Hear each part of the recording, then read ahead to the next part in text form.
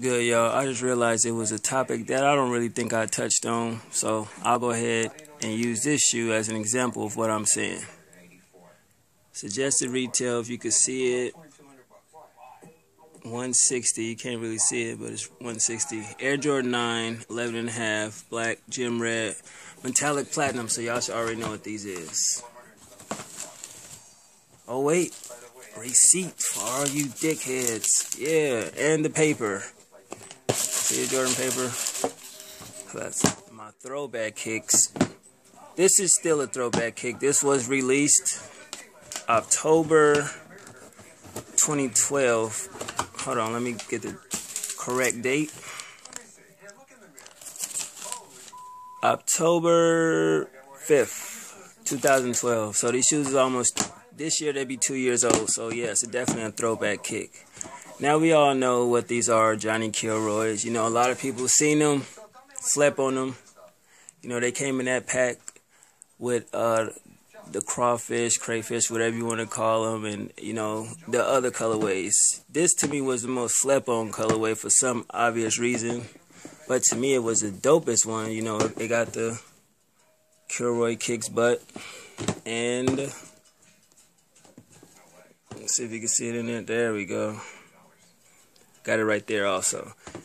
And it's not a 23, it's a number 4. Now, y'all know the story. It was back in the day with Jordan commercials, it was a character Jordan played. Now, on to the topic. Jordan Brand is raising its retail for retros, $190.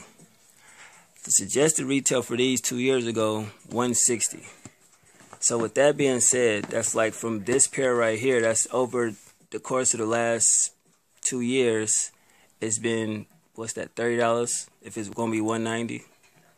So what I'm saying is, am I mad about it? Pretty much I don't care, because as lately I don't even buy retros that much no more because of the way they do the raffles and the limited amount of pairs. As you see, from 2010 to 11, 12, it's been getting harder and harder to get shoes.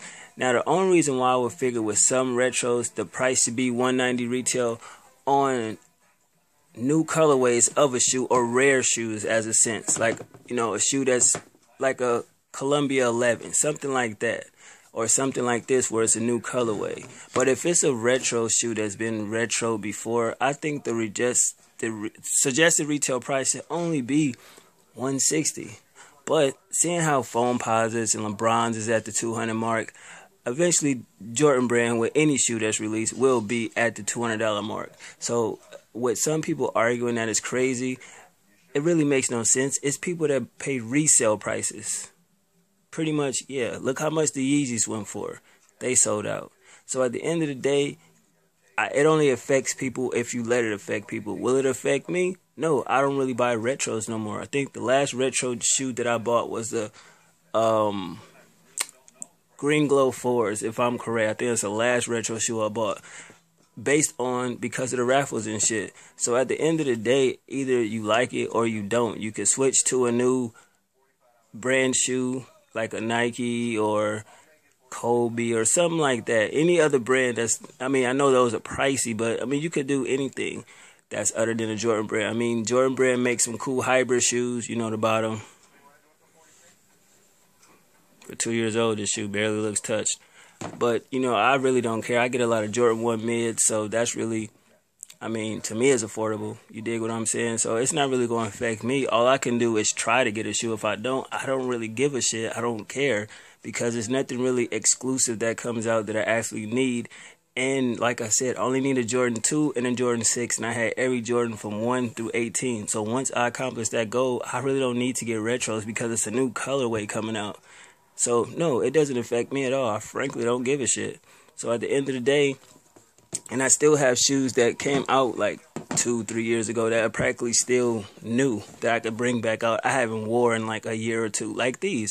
The last time I wore these possibly was the end of 2012. So, I mean, when you got shit like this that you can just bring back out, regardless if it's old or not, why sit there and spend $190 on a pair of shoes that the quality really sucks and you're going to forget about it after the next week? You dig what I'm saying? So at the end of the day, nah, it don't affect me. But yeah, this just another kick that throwback. You know, it meant something when I got it because it's just so different. I'm a unique person. I like unique shit. To me, this stands out. To say if everybody got them, I don't know. But I recently seen one person yesterday rocking these in some basketball shorts, and just seeing them reminded me like, oh shit, I got them. You know how sometimes you forget what shoe you got until you sit on somebody else, feel like, oh shit, I got those. You know what I mean? So that's what popped in my head. And, you know, I'm just going back wearing the old school shoes that to me was classic in a way that I haven't rocked in a minute. And this was just one of them. Like, I just had to get it. You know what I mean? This platinum colorway just was so different. You know what I mean? I never seen nothing like that. But honestly, if you just take this and put a black, you know, you would have like a little playoff colorway of a shoe. Because nowadays with Jordan Brand, when they release shoes, to me, all the shoes is basically left over. They think of a way to put a new colorway, add a color, take a color away, and bam, we got a new colorway. Like the infrared 3s. To me, that's just the white cements, you know, with a little red in them. Basically, you know what I mean? If you really look at the shoe, the 88s to me was the biggest hustle ever. All they did was put Nike Air on the back of the shoe. You know what I'm saying? So it's like you really got to use your brain and think, like, did they really go into the manufacturer, remodel a whole shoe? Or all the shoes that was left over, possibly do the sole over, bottom sole, and the back heel tab, take one thing off, add one thing on, and reissue those shoes again?